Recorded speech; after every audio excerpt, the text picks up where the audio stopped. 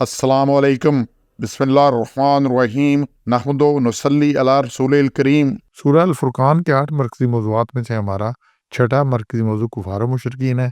इसके 7 ज़िमनी मौज़ूआत हैं, जिसमें पहला है हकीकत क्या है इनकी।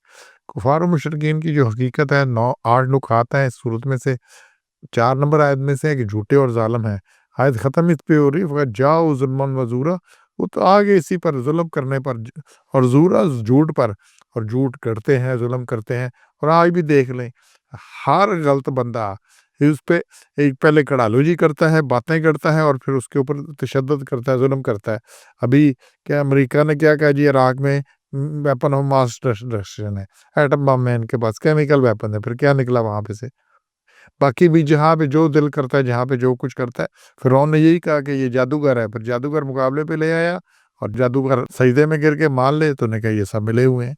मानते नहीं बात, चूँकि दलील नहीं होती, इसलिए ताकत होती है, ज़ुल्म पर आ जाते हैं। और फिर दूसरा नुक्ता 9 में से बहके लोग हैं, और फिर यही छठा है 34 में से दुनिया में राह हक से बहके लोग हैं। तो इसमें जो है ना, फ़ज़लु फ़ला यस्ततीऊन सबीला, तो इतने बह गए हैं कि कोई रास्ता पा ही नहीं सकते, क्योंकि नीयत ख़राब होती है, मन हरामी उठता है ढेर, बातें बहुत करते हैं, इरादा ही नहीं होता करने का। और फिर यही 34 में उलाइका शर्रुम मकान व अज़ल्लु सबीला, ये बदतरीन मकाम में होंगे और बहुत बहके रास्ते से हैं। क्योंकि ज़िंदगी में अक्ल इनकी औंधी रही, कोई बात सीधी-सादी समझ ही नहीं आई, गौर ही नहीं करना उस पे, तो नतीजा फिर ये क़यामत में भी इसको भुगतेंगे। तो ये बहके हुए लोग हैं। और यही बात फिर आगे है जी 9 नंबर में, ये इतने गुमराह हैं कि सही रास्ता भी नहीं पा सकते। ये इतने गुमराह हैं, इनको नज़र ही कुछ नहीं आता, क्योंकि बहक जाता है।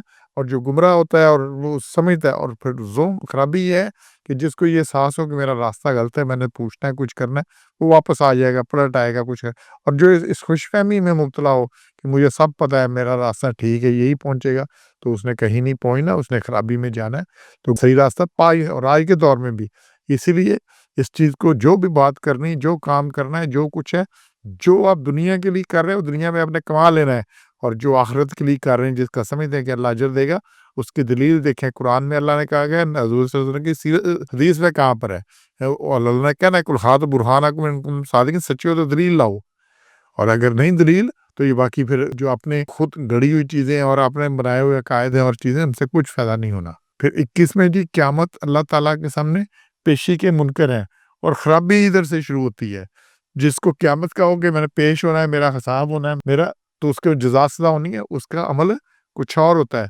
लेकिन जो ये समझता है कि इसके बाद कुछ नहीं, वो फिर चूँकि उम्मीद नहीं रखता इस चीज़ पे कि उसने पेश होना है, तो फिर वो क्या करता है, फिर वो पेशी का मुनकर होता है, फिर वो सरकशी इख्तियार करता है। और ये क़यामत का इनकार, ये कुफ्र व शिरक है। और यही बात सूरह बकरा है, उसमें शुरू ही जहाँ हो रही है ना जी, शुरू के, तो अल्लाह ने पहले मोमिन की बात पहले 4-5 आयतों में की है, और फिर 2 आयतों में ये कुफ़ार को, मुशरिकीन को अल्लाह ने क्लियर कर दिया है।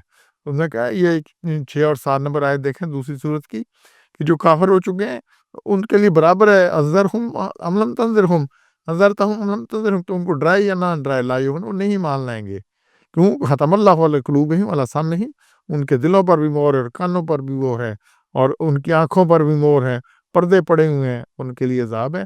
तो चूँकि जिनके दिलों पे, आँखों पे, कानों पे, तो अल्लाह ने बड़ा क्लियर किया है कि ये कुछ नहीं करने वाले, तो ये इनकी हकीकत ये है। तो लिहाज़ा चूँकि दिलों पे जब मोहर लग जाए, आँखों को देखना कोई नहीं, कानों से सुनना कोई नहीं, अकल से समझना कोई नहीं, तो फिर खराबी है। फिर 5वां नुक्ता है जी, आयत नंबर 31 में से, ये मुजरिमीन हैं, जुर्म करने वाले और नबियों के दुश्मन लोग हैं, इन्होंने दुश्मनी करनी है। हमने हर नबी के लिए बनाया उसके दुश्मन, ये दुश्मनी करते हैं। और इनकी हालत ये कि ये बहके हुए तो है ही हैं, बेसरोपा बातें लगाते हैं, इल्ज़ामात लगाते हैं, तो ये समझ नहीं आता कि इल्ज़ाम हर क्या लगाएँ। कभी झूठा कहते हैं, कभी गढ़ने वाला वही करने वाला कहते हैं, कभी साहिर कहते हैं, कभी मजनू कहते हैं, कभी शायर कहते हैं, कभी इस पे जादू हो गया। वो हर चीज़ पता ही नहीं होता बात हमने क्या करनी है। और फिर यही बात यहाँ पे आ रही है, ये सख्त दुश्मनी इख्तियार करते हैं, और इनमें ज़्यादा मुसीबत है जितने आसूदा हाल होते हैं, जो सरदार होते हैं, सरबराह होते हैं, ये फ़िरौन है, नमरूद, जितने भी ऊपर होते हैं, साहिब इक़्तिदार और माल, इनका मुआशरे में असर और बालादस्ती होती है। वो नबी को अपना रकीब समझ कर मुखालफत में खड़े होते हैं, कि अगर मसला ये है कि अगर नबी की बात मान लें, तो अपनी ये सरदारी और अपनी ये हुकूमत और फ़िरौनियत जाती है।